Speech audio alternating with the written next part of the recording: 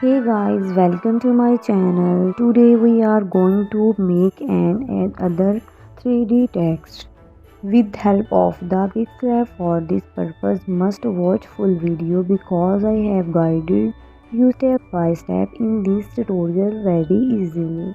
I have given the link of background used and also the link of fonts in the description. If you have any question, you can comment in the comment box or you can join my social group or Facebook account. So friends, I have shown you all the steps very clearly by the touching on them. If you want to use this PLP file, follow my steps. I hope you will understand easily. Thanks for watching. I hope you will like this video. Please like, comment, share my video and subscribe my channel for new easy tricks and all kind of editing material.